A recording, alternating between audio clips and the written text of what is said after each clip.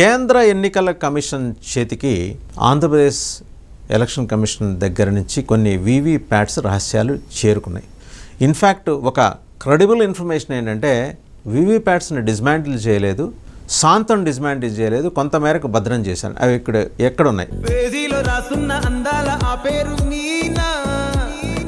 ఎందుకంటే దీని మీద కేంద్ర ఇంటెలిజెన్స్ అయితే ప్రత్యేకమైన నిఘా బృందం వచ్చింది. సుప్రీంకోర్టు ముఖం వాచేలా చివాట్లు పెట్టిన తర్వాత ఎందుకో నామర్దా అనిపించింది మొత్తానికి కేంద్ర ప్రభుత్వానికి కూడా. సో కేంద్ర ఇంటెలిజెన్స్ నుంచి కూడా వచ్చి చాలా రహస్యంగా వాళ్ళు సమాచారం సేకరించి వీవీప్యాట్స్ రెసిడ్యూస్ని తీసుకొని ఢిల్లీ బయలుదేరి వెళ్ళినట్టు సమాచారం. అంటే నియోజకవర్గాల వారీగా సాయంత్రం 6 గంటల వరకు పోలింగ్ నమోదైనట్టు ఎలక్షన్ కమిషన్ ప్రకటించిన దానికి కౌంటింగ్ రోజున ప్రకటించిన ఎన్నికల పోలింగ్ పర్సంటేజ్కి 14.5% వ్యత్యాసం ఎలా వచ్చింది?